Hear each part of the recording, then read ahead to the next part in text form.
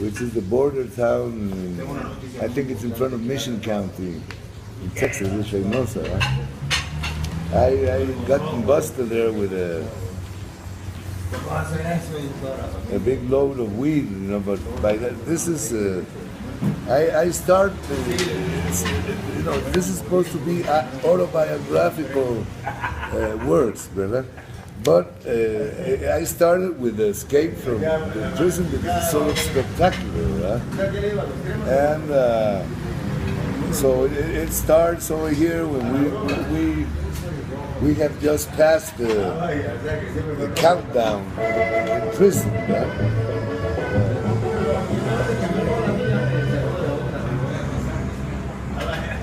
And immediately after the countdown, it was at 5 o'clock in the afternoon. We immediately go into this was Reynosa.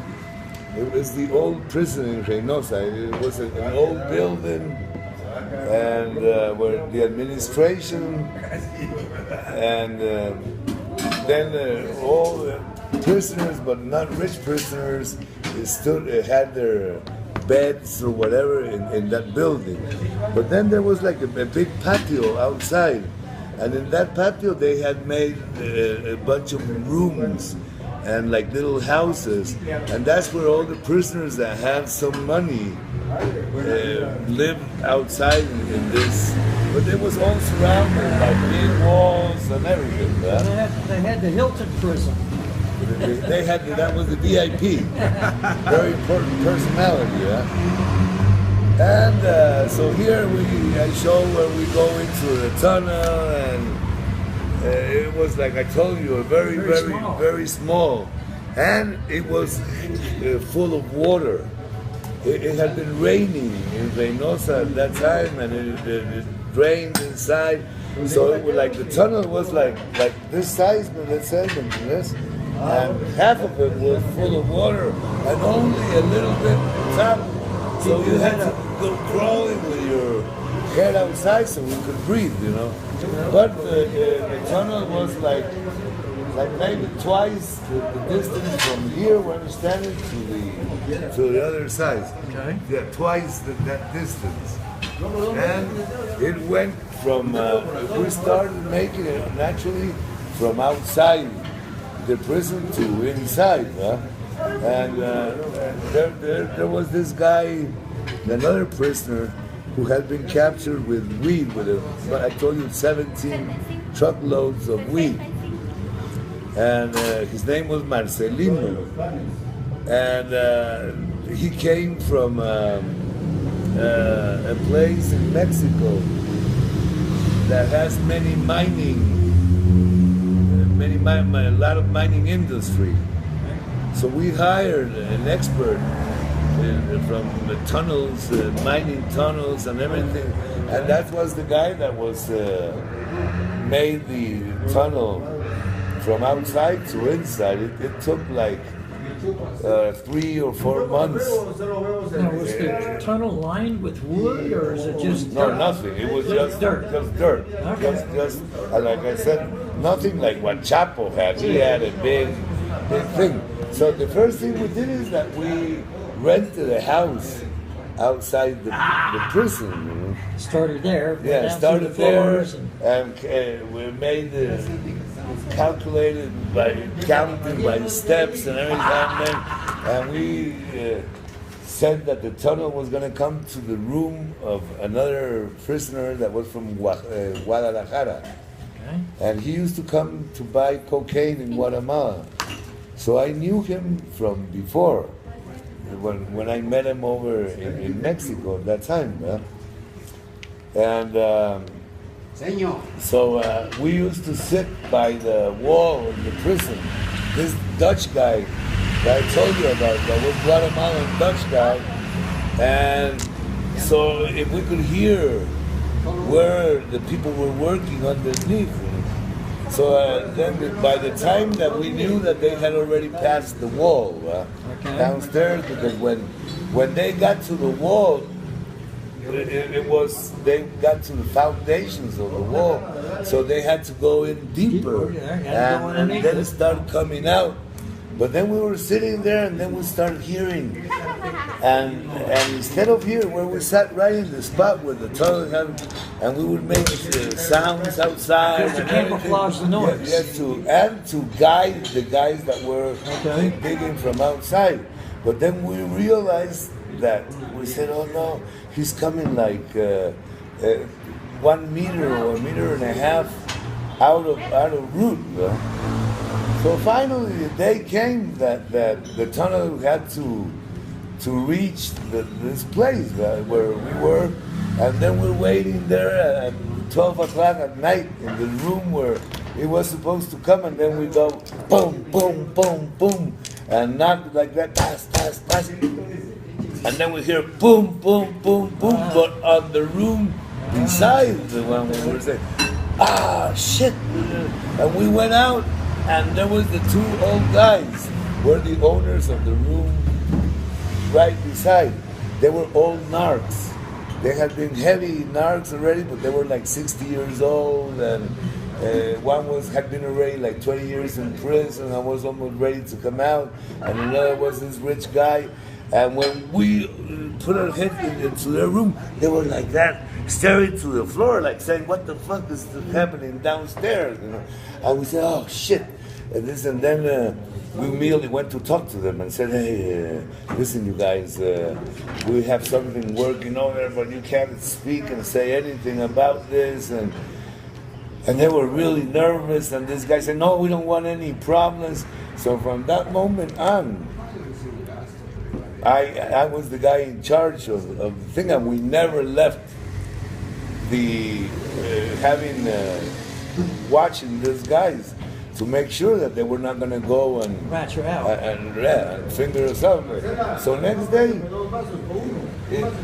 in the morning, the guy comes out of the room and walks out of the room and goes directly to the office, to the administration's office, and I said, oh God, he's cut.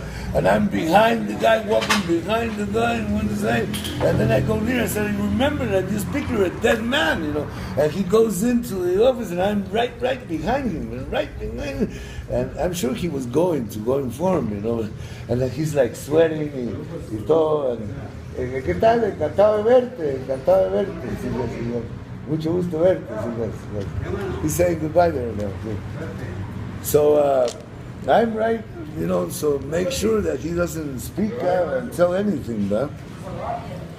And so he's like saying, but maybe saying, oh God, I'm sure that if I speak out, this guy's going to kill me right now, because I got this big knife that we make out of construction. Rebarb? Yeah, and then we make a big una punta, so they're like this long, huh? But really ends up like with a big una punta, very thing. I had it right beside me there, so at the end he doesn't say anything, and he just walks back, you know. So next day is visit day, and this Marcelino had his room in the other side of the prison. I said, listen, guys, so there's no problem. I'm going to give you $10,000 and you move to my room, which is much bigger and has a toilet inside, and we're going to move to this room. And then we got to the prisoner, that was the boss of the prisoners, and said, hey, we're going to make a business. I had a problem with my neighbor over here, so I have to move, because it was difficult to make him believe why this guy that had a big, nice room wanted to move to a little dumpy room. Okay. But they said, no, the other guy got his paid off also and said, okay, do it. So next day is Sunday, is visit day. So there's a lot of people listening, and with all the people, there's noise and there's music in the prison, so we'll start breaking, open up the concrete. This is pure concrete, right? So we're and we're saying, and also then we're watching so that the authorities don't. And finally, boom! It opens up to the tunnel, right? And the guy that's making the tunnel just goes over and hands me up a lantern, a flashlight, Okay. which is what really, really helped. Because I think that if we didn't have the flashlight, then maybe we wouldn't have gone in. It was just like really scary because the tunnel was first, we had to go in like 3 meters down. So about 9 or 10 feet then. Yes, but it's just like from that to like over here. Okay. But it's like we have to go head first, like more or less like the drawing here is. It's So just a a- little like that up, so we get to the bottom part and then start crawling out, and it comes out to this house. And when we got to their light, I was naked completely because I went in without any clothes, only like an underwear. But it was so tight, you know, that the underwear stayed in the room. And so the guys that were the two first guys that appeared into the house. The house had like, it was also like, let's say like from where I'm standing to have that, and there was like 4 bedrooms in a row in the room, but every room is just full of dirt. And we had bags like that where the lemons are, but not mesh, you know, costales, and they were all full of earth, right? But there's no space for anything. It's just full of tierra, which is another thing that makes me have doubts about Chapo's escape, you know. Because his tunnel was like 3 kilometers distance, like a mile and a half. See, so where it comes out, there's no dirt in the film, you know, in Chapo's escape. And I made the calculation that that he would have needed at least 500 truckloads of haul the dirt away. to take the dirt away, and then people would have noticed the trucks coming, because remember that Chapo went to an end, but it was still like in the jail compound where all this happened, you know. So that makes me doubt about the reality of what happened over there. ¿Se van ahí? Vaya, pues, Nefta, encantado de verte, ¿oíste? Well, now, George, in the movie, The Great Escape, I think it was the greatest. Nefta, ya sabes que siempre te agradezco tu apoyo con esa cosa, sí, pues. Good luck. Sí, pues. Oh, gracias. Buen provecho. Va, sí Órale, mi estuvo querido. bien todo, ¿va? Vaya, que Dios te bendiga, pues muchas gracias, Nefta. Nos vemos, pues, nos vemos. I remember in The Great Escape, they used to Put take it in the pocket. dirt in the dirt, bags yes. and down their pant legs and just drop it a little at a time while they're out walking around. Yeah, right? but So- that was like a big prison compound, like very, so that the dirt was not really noticeable Right. when they were Right. going. But this here is, the whole prison was also like 1 square block from inside. And so when I got there, a prisoner had given me $100, and that was the only money I had. But at like 4:45, before the lista came, the countdown came, he called me. This was a heavy narc that was in prison, but he was going free 2 days afterwards. And he tells me that they had all their places where they bought marijuana in Mexico had gotten busted, and he needed a new place to buy dope, right? And then she said, "So you're escaping today?" Yes. And he said, "Well, I introduce you to this guy.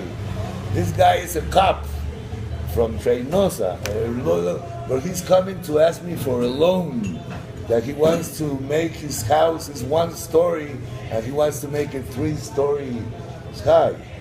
So I'm telling him that if he helps you once you're outside to get away from Reynosa, that I will give him the loan that he's asking for.